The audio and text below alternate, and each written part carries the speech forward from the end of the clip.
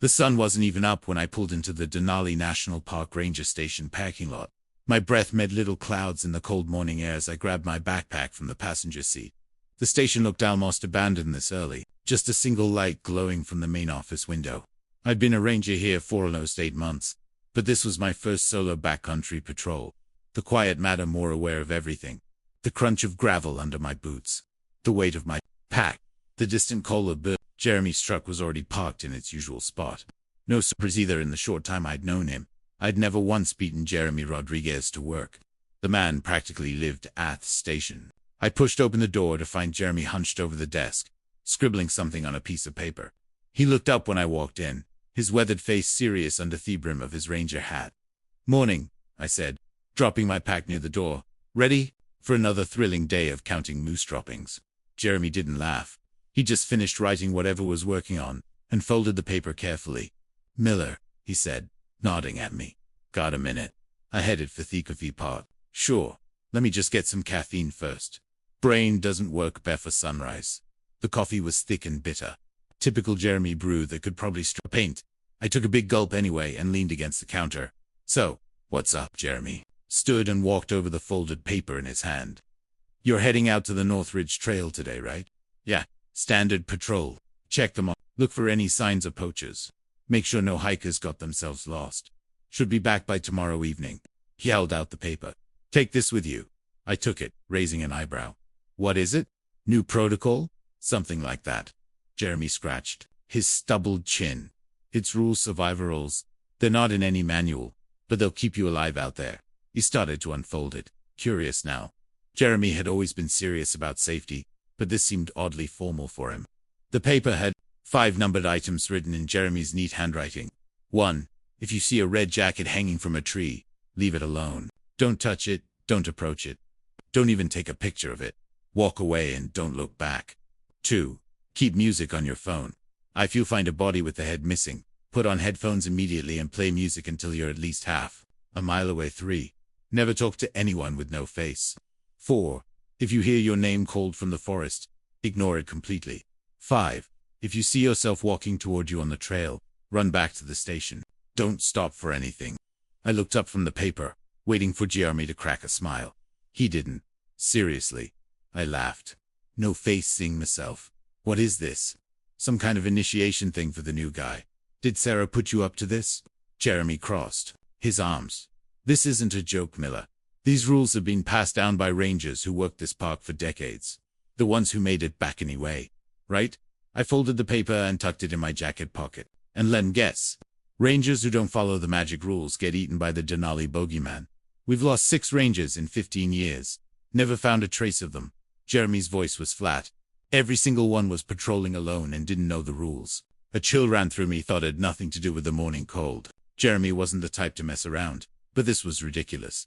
"Look, I appreciate the concern, but I've been hiking these mountains since I was a kid.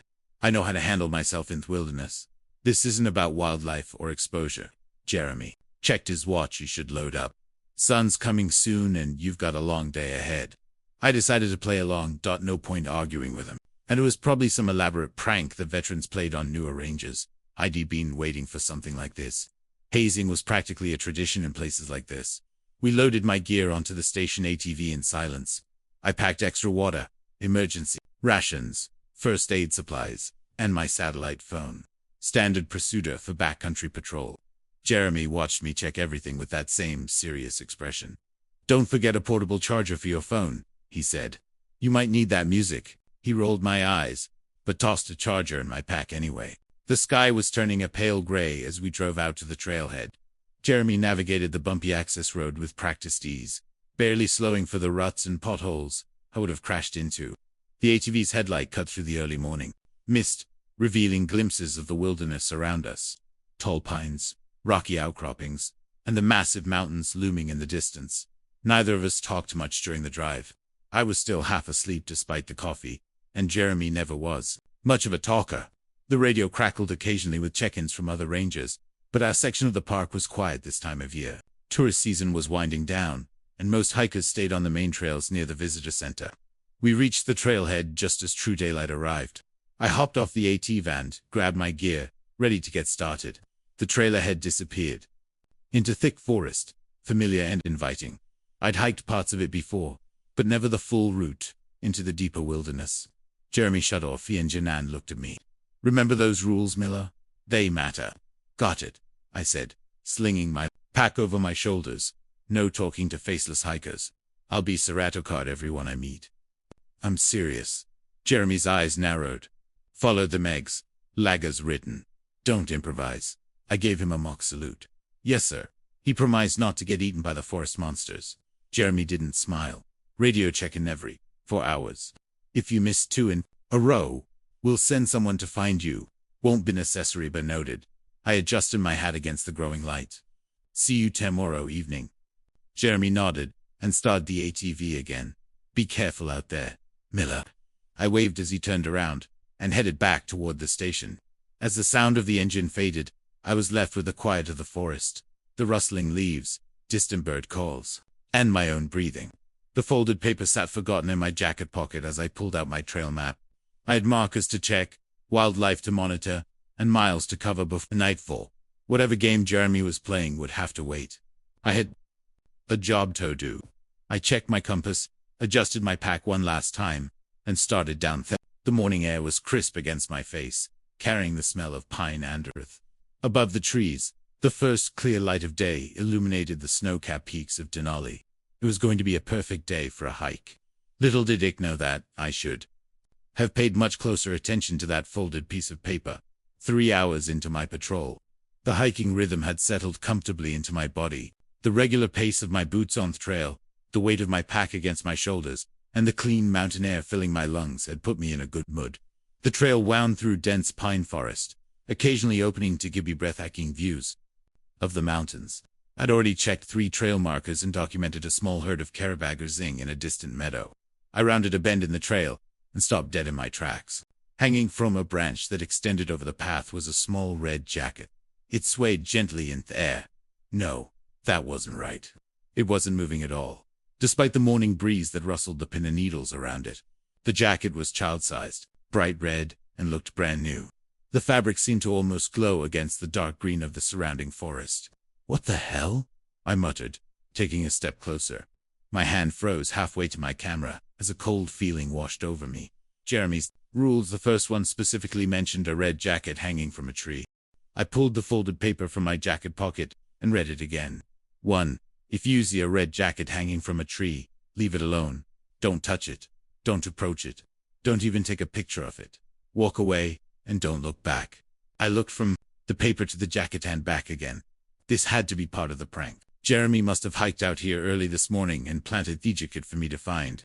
That made more sense than whatever supernatural nonsense he was hinting at. Yet, something felt wrong about the whole scene. The jacket hung perfectly still, while everything else moved in the breeze. It was also miles from the nearest access point, where families with children might hike. Who would abandon O'Keel's jacket this far into the backcountry? I took another step forward, wanting to check for a name tag or an ID. If a child had been lost out here, it was my job to investigate. My radio crackled with static, making me jump. When I looked back at the jacket, it seemed different somehow. The red color appeared deeper, almost wet-looking in the dappled sunlight. The longer I stared at it, the more wrong it felt. I remembered Jeremy's serious expression this morning, the way he had said, "Follow them exactly as written. Don't improvise." The rational part of my brain kept insisting this was just a coincidence or a prank, but something deeper, some instinct I couldn't explain, told me to follow the rule. I took a deliberate step backward, then another. The jacket remained perfectly still, hanging in a way that defied the physics of the breeze moving through the trees around it. "Screw this," I said, turning away and continuing down the trail. Each step away from the jacket felt both right and wrong simultaneously. Part of me wanted to go back and prove there was nothing supernatural about a lost piece of clothing. The other part wanted to put as much distance between myself and that unnaturally still red fabric as possible. I kept hiking, trying to focus on my job. I had miles to cover before setting up camp for the night. The trail markers needed checking, and I had wildlife observations to record. Plenty of work to keep my mind occupied. But the jacket stayed in my thoughts. I found myself glancing back over my shoulder multiple times, half expecting to see something following me. 15 minutes later, I stopped to take a water break at a small clearing. The unease had followed me down the trail, and I couldn't shake it. I turned to look back the way I'd come. squinting through the trees. The jacket was gone. I nearly hoped on my water. There was no way anyone could have reached it in that time. I hadn't passed another soul on the trail, and the nearest access point was hours away. No wind could have blown it off the branch, especially not when it had been so unnaturally still. The hair on the back of my neck stood up. I capped my water bottle with shaking hands and put it back in my pack. Jeremy's warnings suddenly felt less like a joke and more like a survival guide. What else might I encounter other? The forest around me seemed quieter now, as if holding its breath. The familiar wilderness I'd been confidently hiking through all morning now felt like strange territory. I pulled out paper again and read through all 5 rules carefully. No red jackets. Musician. If you find a headless body, don't talk to faceless people. Ignore your name if called. Run if you see yourself. This morning, I had laughed at these warnings. Now I folded the paper carefully and tucked it into my shirt pocket, where I could reach it quickly if needed. I shouldered my pack and continued down the trail, more alert than before. Every sound in the forest caught my attention. The crack of a twig, the call of a bird, the rustle of leaves. I found myself scanning the trees ahead for any splash of red, any movement that didn't belong. The deeper I hiked into the wilderness, the more I wondered what else from Jeremy's list I might encounter before my patrol was over. I kept hiking for another 2 hours, the encounter with the red jacket still fresh in my mind. The forest had changed for me. What started as a routine patrol through familiar territory now felt like walking through a place I'd never truly known. Every shadow between the trees, every unexpected sound made me tense. The trail climbed steadily upward, winding around rocky outcroppings. I checked another trail marker, noting its position on my map, and making sure it was properly secured. Focusing on work helped settle my nerves, but it couldn't shake the feeling of being watched. When I spotted the glint of water through the trees to my left, I decided to take a short detour. My canteen needed refilling, and a quick break by a stream might help clear my head. The sound of running water grew louder as I pushed through a thicket of undergrowth, careful not to catch my pack on the branches. The stream cut through a small clearing, water bubbling over smooth stones. It looked normal, inviting even. I took a few steps toward it, already unclipping my canteen from my belt. That's when I saw it. About 50 yards downstream, partially hidden by a fallen log, was what looked like a bundle of clothing. At first, I thought someone had abandoned camping gear, but as I moved closer, my stomach nodded with recognition. A body, a human body, sprawled on its back near the water's edge. My ranger training kicked in. "Hello?" I called out, though it was clear from the unnatural stillness that whoever it was couldn't respond. "Park Service, are you hurt?" No response. I approached cautiously, scanning for any signs of life while mentally preparing to radio in an emergency. Then I got close enough to see what was wrong. The body had no head. Where the neck ended, there was just nothing. Ragged tissue and exposed vertebrae. The hiking clothes, expensive outdoor gear, were stained dark with what had to be dried blood. Around the corpse, bones were scattered as if animals had been at the remains. A femur lay half buried in mud 10 feet away. What looked like finger bones were spread across the rocky bank. My mind struggled to process what I was seeing. This was no fresh accident. The body had been here long enough for wildlife to scatter parts of it, yet the clothes looked relatively intact. Something about the scene was wrong beyond the obvious horror. Jeremy's rules rushed back to me. Rule 2. Keep music on your phone. If you find a body with a head missing, put on headphones immediately and play music until you're at least half a mile away. My hands trembled so badly I could barely reach into my pocket. I fumbled with my phone, nearly dropping it twice before managing to pull it out. The headphones tangled in my pocket and I cursed as I tried to untangle them with fingers that felt thick and clumsy. "Don't look directly at it," something in my mind whispered. I kept my eyes focused on my phone screen instead of the headless corpse. Just yards away, I jammed the earbuds into my ears and pulled up my music app, tapping the first playlist I saw. The opening notes of a rock song blasted so loudly it hurt. But I didn't turn it down. I started backing away, keeping my eyes on the ground in front of me. Wait for instinct had made me follow the red jacket rule, now screamed at me to get away. This wasn't something I should report or investigate. This was something I needed to flee from.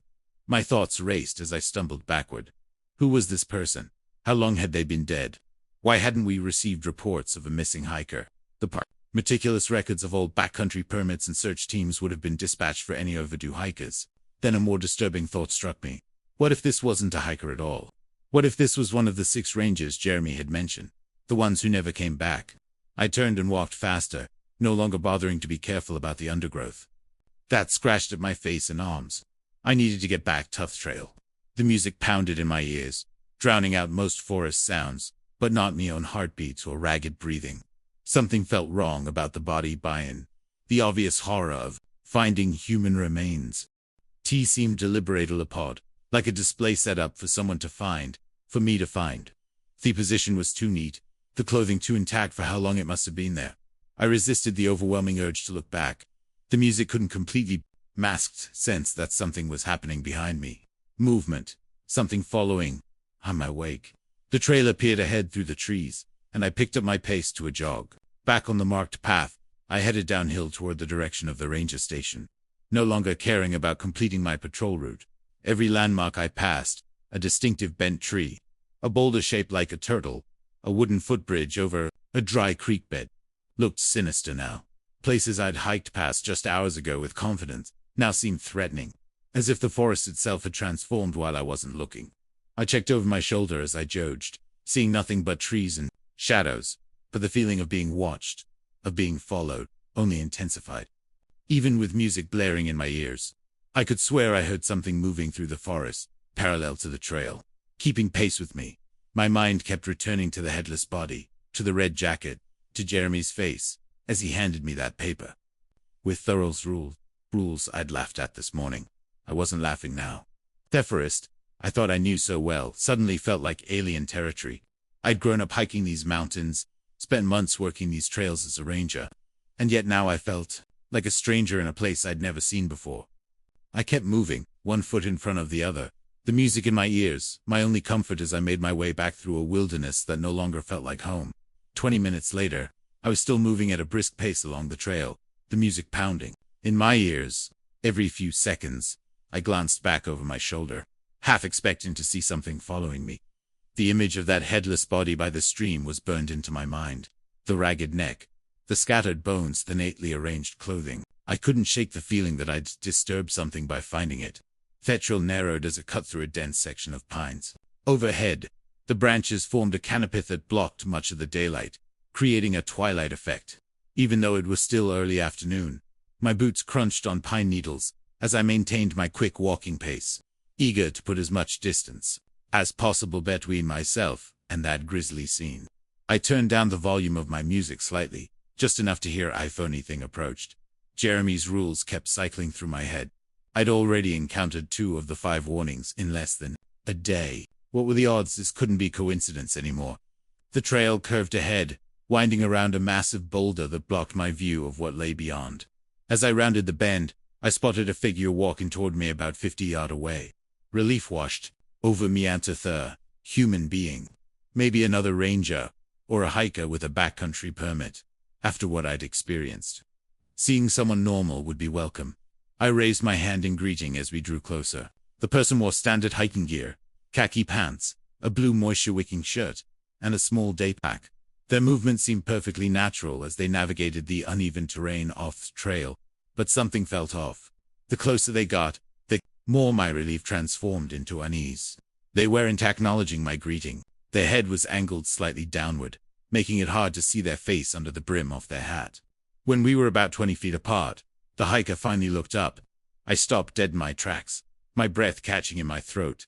Where there should have been eyes, a nose, a mouth, there was nothing. Just smooth, pale skin stretched tightly over the skull. No features at all, not even indentations your features should be. Just blank, flesh-cold emptiness. My mind reeled, trying to process what I was seeing. This couldn't be real. People don't just walk around without faces. Maybe it was a mask, a prank. The faceless figure tilted its head slightly, as if curious about my reaction. Then it took another step toward me. Jeremy's rules slammed back into my consciousness. Never talk to Onyan without a face. I turned and ran. My feet pounded against the dirt trailers. I sprinted away from the faceless hiker. The music still played in my ears, but I barely registered it over the sound of my own ragged breathing. I pushed my body harder, faster. Desperado put distance between myself and whatever that thing was behind me. I heard footsteps. Not the measured pace of a normal hiker, but rapid, unnatural footfalls gaining speed. The thing was chasing me. I risked a glance back and immediately wished I hadn't. The faceless figure was running, if you could call it that. Its movements were all wrong, its limbs bending at angles that human joints shouldn't allow. And it was fast, much faster than any person should be able to move, through dense forest terrain. The gap between us was closing. I faced forward again, and ran harder, my lungs burning with the effort. Branches whipped at my face and arms as I veered off the main trail, hoping to lose my pursuer in the thicker undergrowth. My pack bounced painfully against my back, but I didn't dare stop to adjust. The sound of pursuit grew, louder behind me. Over the music in my headphones, I could hear something else. A wet, rasping noise that could only be things breathing. The sound made my skin crawl, raising goosebumps along my arms despite the sweat pouring down my face. I crashed through a thicket, thorns steering at my uniform and scratching my hands. The main trail appeared again ahead of me, and I lunged for it, knowing I'd make better time on the clear path. I had to get back to the station. That was the only thought in my mind now. Reach the station, get inside, find help. My foot caught on an exposure drought, and I went down hard, sprawling across the dirt. Pain shot through me and palms as they scraped against the ground. One of my earbuds popped out, and suddenly the forest sounds were deafening.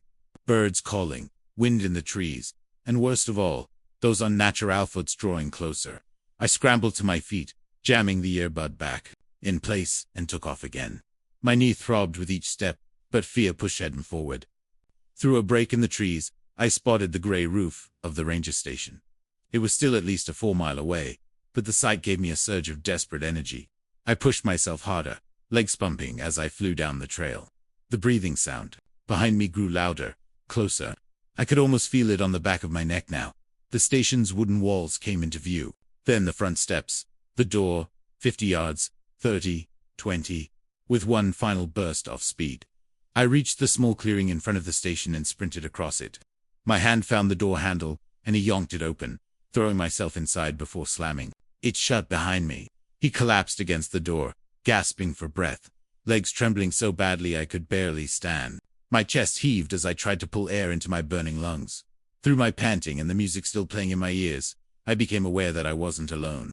Jeremy and Sarah Thompson sat at their desks on the far side of the room, both wearing headphones. They looked up at my dramatic entrance, but their expressions weren't what I expected. No shock, no concern, just calm recognition. Something slammed into the door behind him.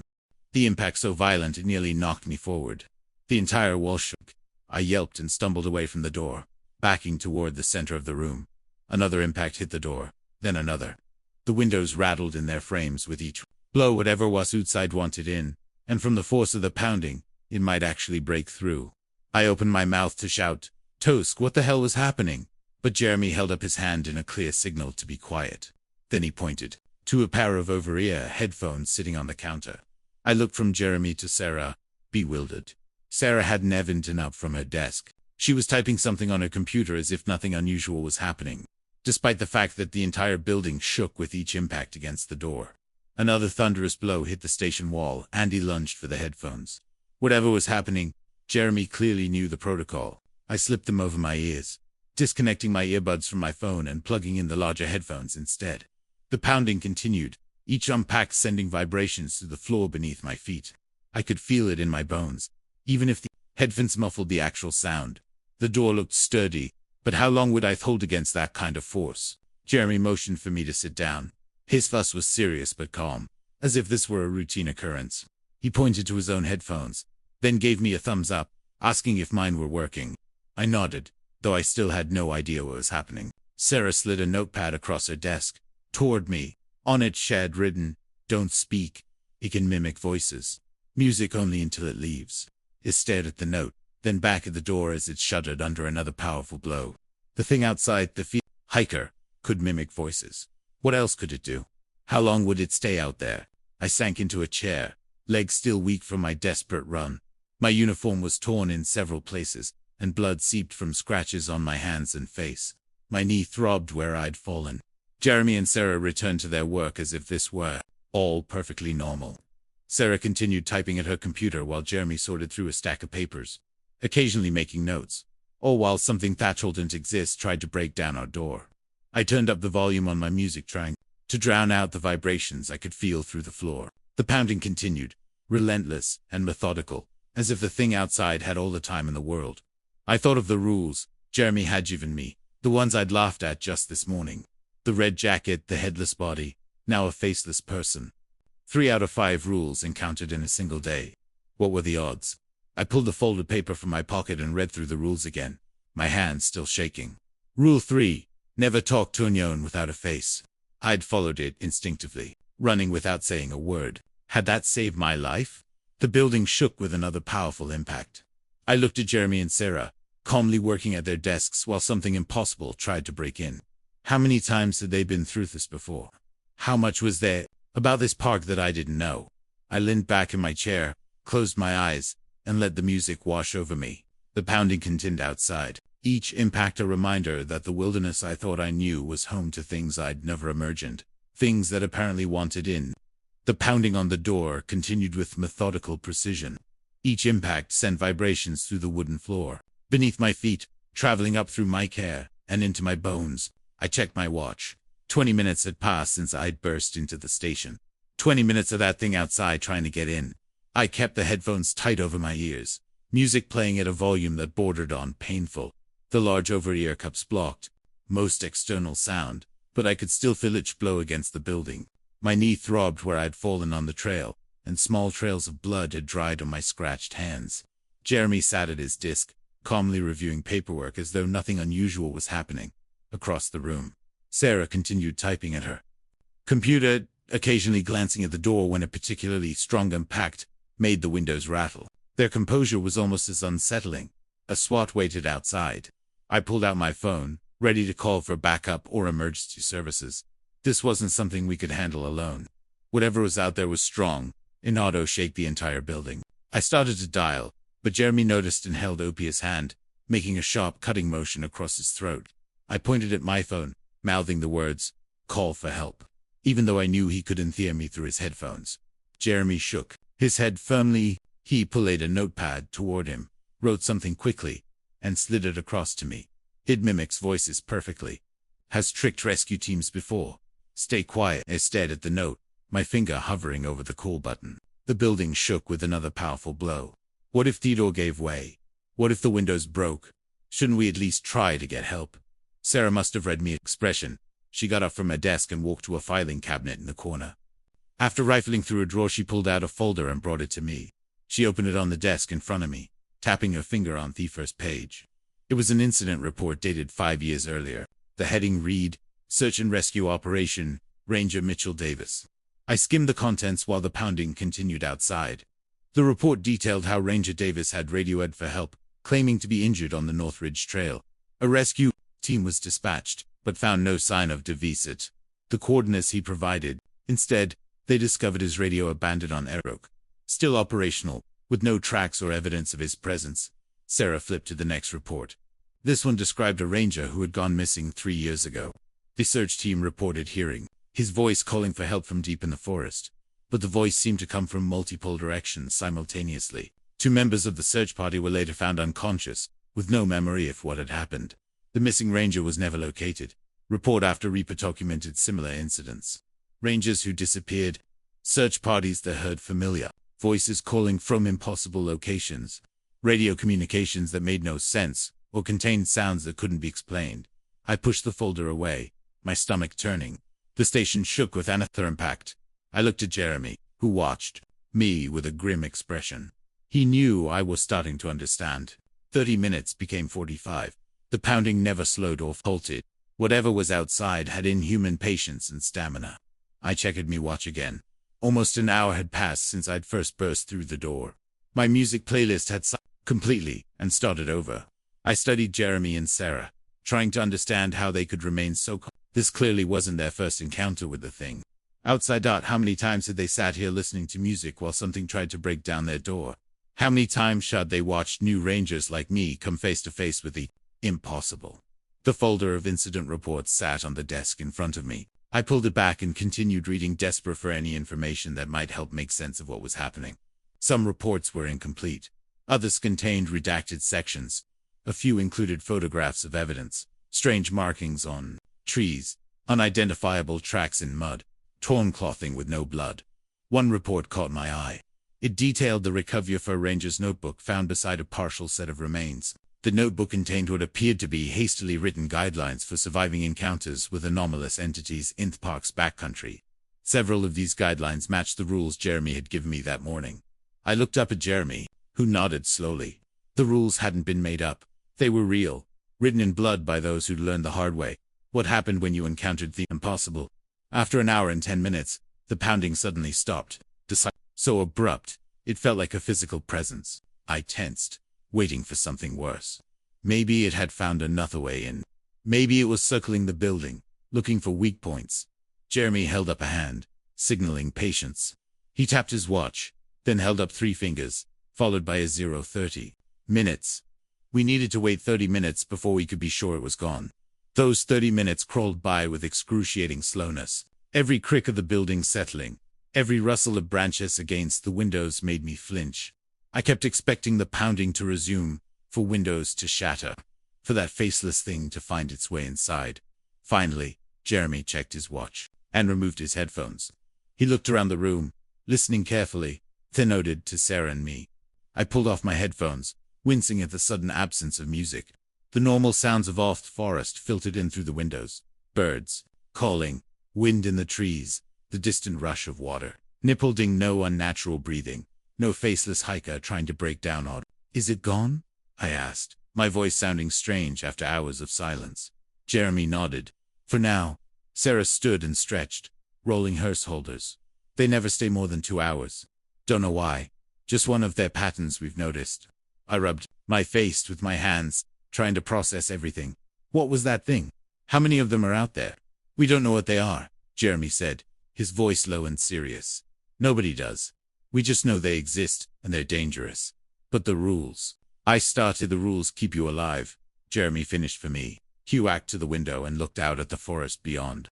They've been developed over decades, by rangers who've survived encounters with things that shouldn't exist in these woods.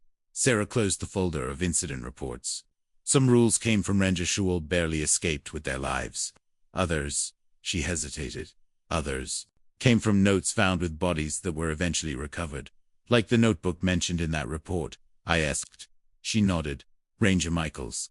We found what was left of him 6 years ago. His notebook had detailed descriptions of encounters, with what he called duplicates. Things that looked like people but weren't. Rule 5 came from his notes. I remembered Rule 5. Run back to the station without stopping if you see yourself walking towards you on the trail. The music, I said, pointing to the headphones. Why does that work? Jeremiah turned from the window. We don't know why it works. Just that it does. RangerCon discovered it by accident 4 years ago when she encountered a headless body while listening to music on patrol. She reported it later, not knowing it was significant. 3 more rangers encountered similar bodies.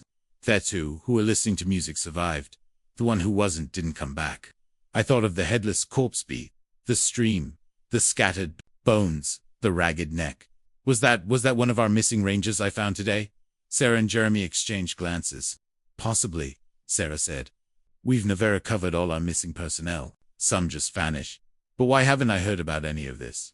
I asked. I've been working here for 8 months. Why keep new rangers in the dark until they're already out in the field? Jeremy sighed and sat on the edge of his desk. Would you have believed me if I'd told you all this during your orientation? That there are things in these woods that defy explanation. Things that can look like people, sound like people, but aren't people at all.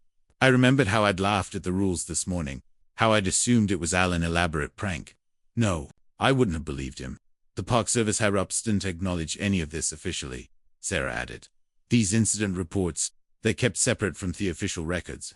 As far as administration is concerned, rangers who disappear are victims of typical wilderness hazards, falls, exposure, wildlife attacks.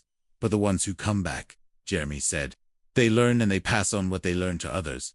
That's how the rules get refined, updated. That's how we survive. I looked at the paper with the 5 rules, now wrinkled from being folded and unfolded so many times today. So, all of these are real.